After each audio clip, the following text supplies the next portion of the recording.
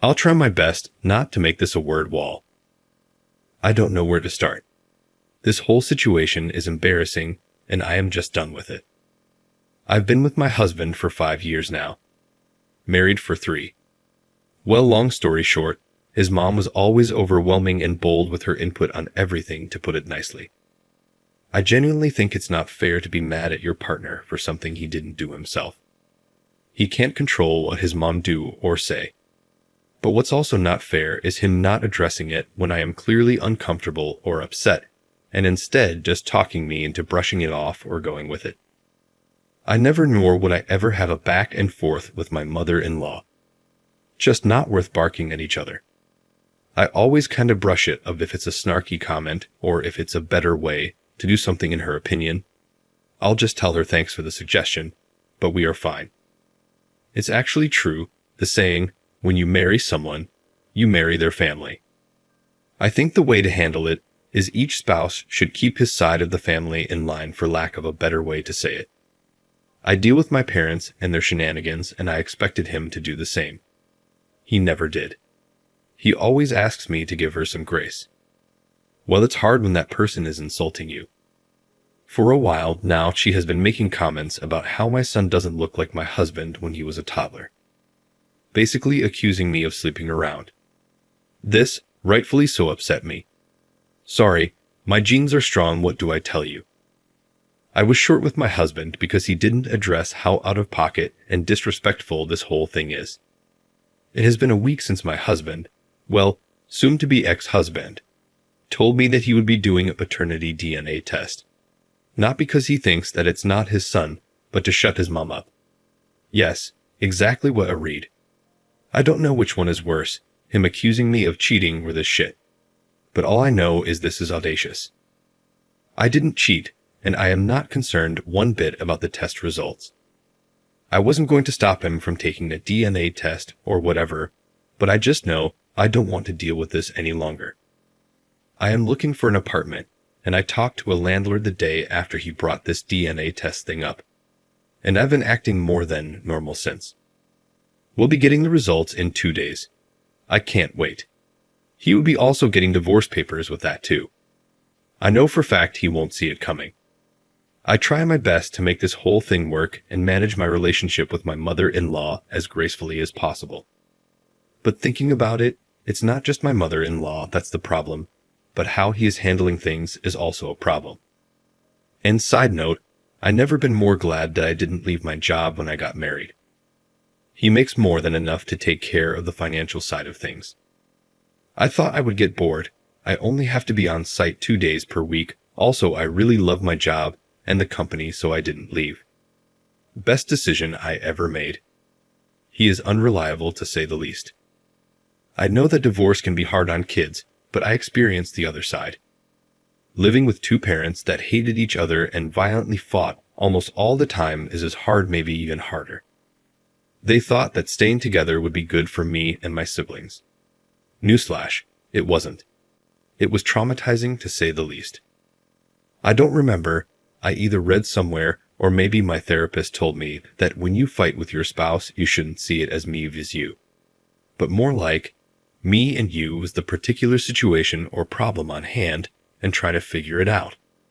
But it's really hard to do so when you start hating that person. I don't want my son to live like that because I tell one thing, I just can't stand my husband anymore. I don't know if this is a weird way of saying it, but I just don't respect him anymore, if that makes sense. I just see an unreliable man, and I know for a fact that our fights won't be the same as before. I would have said what a waste of 5 years, but I have a sweet and smart gremlin now, and having a child really pushes you to be better and to do better, so I can't complain. Update. The day he was supposed to receive the results, I called my father-in-law and invited them to come over that evening. He was working when he got the results. He sent them to me and told me he would talk to his mother to finally put this to rest. I informed him that I had already invited them for this evening, and I am just waiting for my apology before I leave. I asked that he come home so we can talk before they come over. He called, and I basically told him that this is not working for me anymore. I've already talked to an attorney, filed for divorce, and it might be more expensive than a paternity test, but it would be more effective making his mother happy. And no, I don't care that he was working when I told him. I don't think he would have either. He left work and came home. Long story short, we had a spectacular fight. He said that I am not thinking about my son, and I am overreacting because it's not like he went behind my back. And if he knew that I was this upset, he wouldn't have done it. But he knew. We fought about it when he brought it up. He just didn't care. When I gave him the divorce papers, he said he's not signing anything, and he'll ask his mother to apologize when his parents arrive and get done with this. Listen, I don't need him to sign it to get a divorce. It would only make things complicated. That's it. His mother said she has nothing to apologize for. She wouldn't apologize for having suspicions.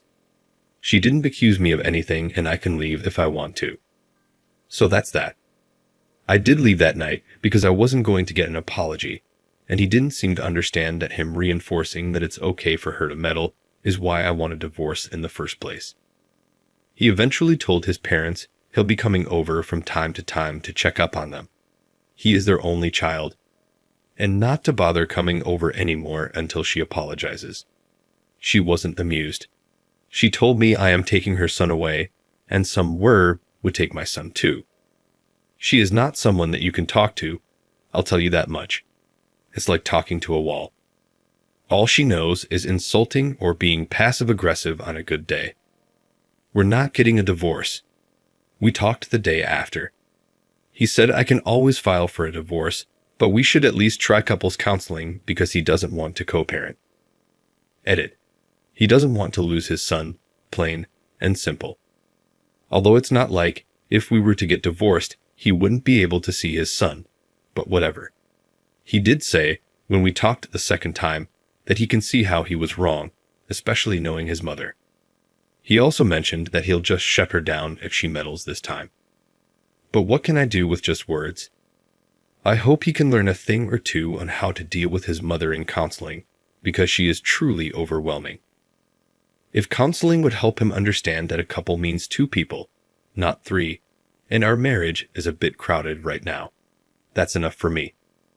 People saying that I am overreacting in my last post made me ask myself, do I actually want a divorce, or am I just mad? I wanted the divorce at the time. It seemed like the only solution. But if counseling would help us, I can try to work things out. I hope this is a good decision. If not, I am not stuck. I'll take my son and leave. I have a friend who got divorced in 20 days, an uncontested divorce. When you were on the same page regarding how things would be divided, including custody, it's a matter of how long the court would take to review and finalize the divorce, and you'll be done. That was my plan. Nonetheless, I am the one working from home, and my son is still so young. It's totally up to him. If he wants to see his son every day when he gets off work, or if he wants to see his son just a couple of times per week. Because I am not tolerating this anymore. Oh, one last thing. People in my last post were debating if paternity tests should be mandatory or not. I thought that from what I wrote, it was clear I didn't cheat, and I have nothing against the paternity test itself. It should be obvious to everyone that it's not fair for the child nor the man to be tricked into living a lie.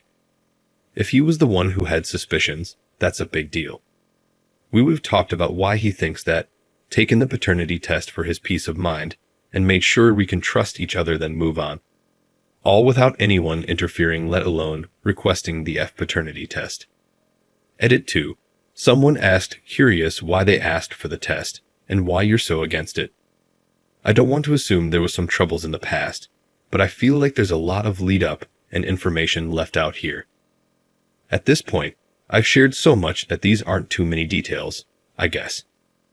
I am not religious. I also dated women at a certain time. She doesn't like that and thinks that me not being religious or not being straight means I have no values or something. She hates that her son married a non-religious person. He is a believer, but he's a non-practicing believer. Either way, his religion or my lack of belief doesn't cause us any problems in our day-to-day life. I hope this clarifies things for you.